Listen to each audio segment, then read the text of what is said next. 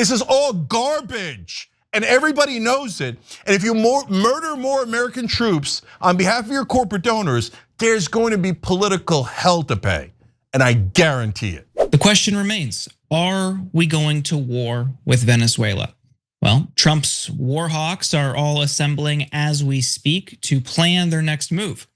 According to CNN, Trump is going to hold a meeting in the Oval Office.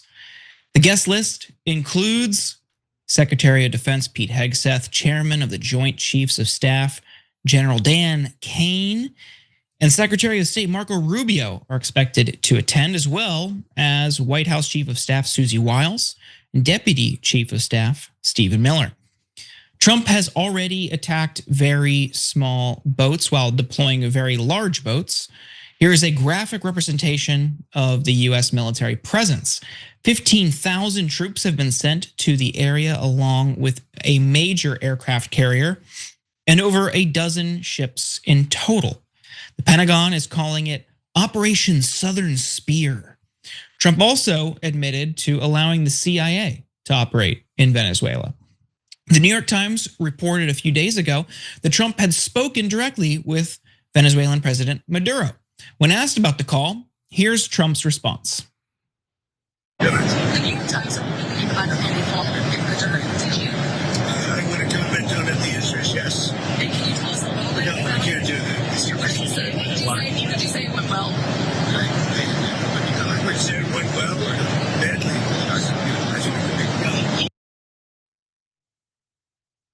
Now, some information about the call has been leaked. According to the Miami Herald, Trump issued a, quote, blunt warning.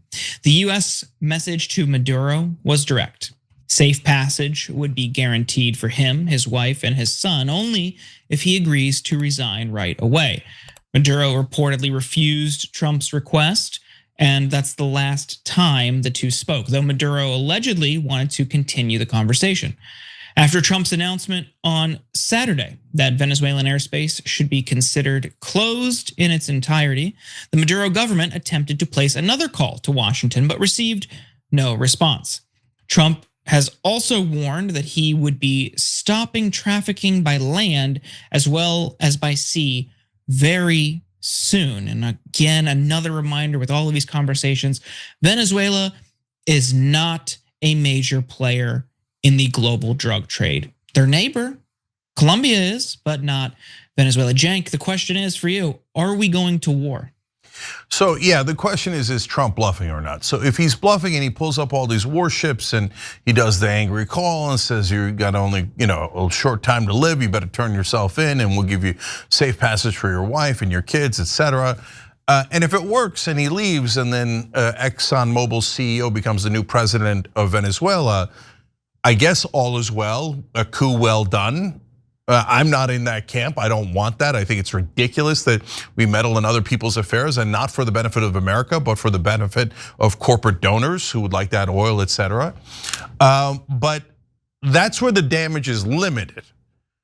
What if Maduro calls his bluff? And by the way, he's in the middle of calling his bluff because he said, according to reports, and again, we don't know if this is exactly right or not, but apparently what Maduro asked for was no safe passage for many others that are connected to the administration, like the blanket amnesty for anyone that was involved in his government, and maybe even not political control, but control over the Venezuelan troops. So that second part's a joke. If you're in charge of the Venezuelan troops, you're in charge of Venezuela, right? So that's never going to be given. But the blanket amnesty, I don't know about. But he doesn't seem like he's saying, oh, okay, Daddy Trump, I'm so scared. Here, I'll run away, right? So if he doesn't run away and Trump's bluff gets called, if it was a bluff, then what does he do? Well, right now, there's a lot of senators asking, including Republican senators, hey, what are we doing? We never declared war on Venezuela. And hey, wait a minute, why are we going to war with rando Venezuela? Because of drugs?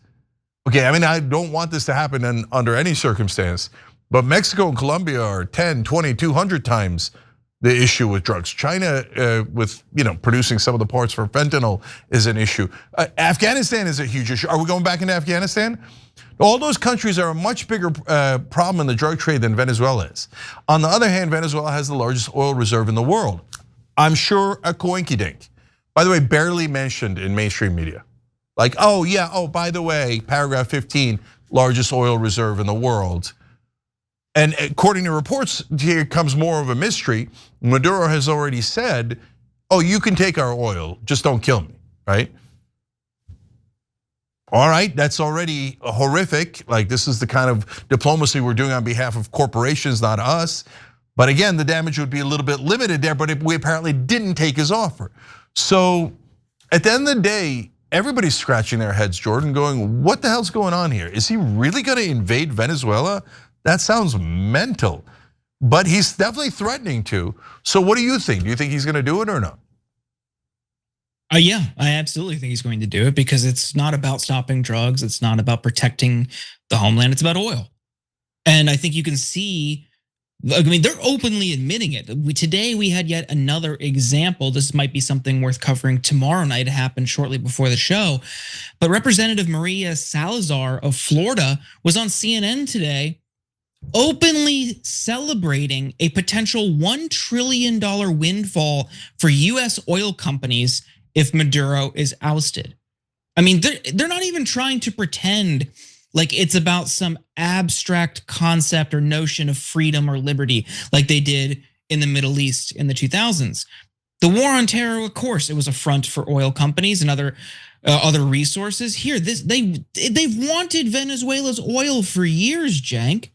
And now they're openly saying it on air as the president holds cabinet meetings or meetings in the Oval Office about declaring war with Venezuela. I don't see any circumstance where we don't illegally go to war with Venezuela and conduct a regime change operation to oust Maduro. All these, the big oil has wanted this for years, and Trump is finally going to give it to him. Yeah, well, there's two things about that. One is, like, if they do it, it'll be an epic disaster. I mean, guerrilla warfare in the streets of Caracas? What, have we lost our minds? Why in the God's green earth would we do that? Okay, number two is, wait, we're gonna send in American troops? We always assume no one's ever gonna get killed, right? We're mighty America, our technology is invincible, and we'll just drone them to death, etc. But they told us Iraq would be easy and we would be greeted as liberators, and thousands of American boys died there. So the minute one American troop dies in Venezuela, that is a person, an American citizen who died on behalf of ExxonMobil. And that's insane. And the American people should not tolerate that. They're openly broadcasting, we are not doing this for Americans. We don't give a goddamn about you guys. We're doing it for the oil companies and the $1 trillion they're gonna make. And by the way, some very small percentage they're gonna kick back in legalized bribes to all those people in Congress and to the president, etc. One of the biggest donors for Trump in this election cycle was the oil companies. But the second thing, so if it was just that, Jordan, easy peasy, I get it. And I've been through this movie before. We've been on air so long. We covered the Iraq war before it began. We were one of the only two shows nationally that said, don't go in. It's a trap. And Admiral Akbar wouldn't listen. So now here we are again. So that's the easy part. The hard part is, but Grenell, like Richard Grenell, top Trump guy who went to negotiate with Maduro, came back and said Maduro will give us the oil. So there's apparently a second thing. Well, I don't know what the second motivation is, and I see some people now in Washington scratching their heads going, wait, we all got our bribes. Maduro said he's gonna give us the oil, not us, of course, but our beloved corporate donors. So where's the question? And I think there's a second question here. It might be just Marco Rubio, and it might be people discovering, is this because Marco Rubio wants to topple Venezuela so he can topple Cuba, so he can go brag to his parents? Oh, mommy and daddy, I got the big bad communists. We're gonna get our casinos back. Is that what this is about? I don't get it. Or maybe the original story about how Grenell got them to give the oil rights or get that concession was not correct. But one of those two things. Yeah. I think the most likely scenario is that that's not true. The Grenell claim is not true. And they also don't want to have to worry about, increased tensions later down the line and maybe Maduro changing his mind. Just for them, they've wanted him out. They wanted Chavez out. They didn't get that. They've tried to prop up people in elections before. It was unsuccessful. I think they just want to get rid of this, like the extension of this Bolivarian revolution in Venezuela, oust Maduro, put in their own figure who will be more amenable to U.S. interests and ultimately U.S. oil companies. But okay, we definitely have to take a break. Yeah, hold on. I got one last prediction here. If we actually go to war with Venezuela, not if Maduro steps aside or we get some sort of concession, right? But we actually start launching bombs and we put guys on the ground in Venezuela, then that's the easiest prediction I'll ever make. It'll end Trump.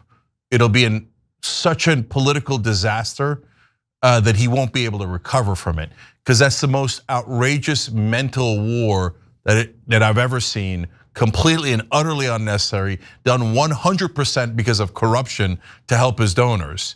And once American soldiers start dying, people will be absolutely livid, and including his own base. They'll be more furious than he has any idea. And it's not just about Trump.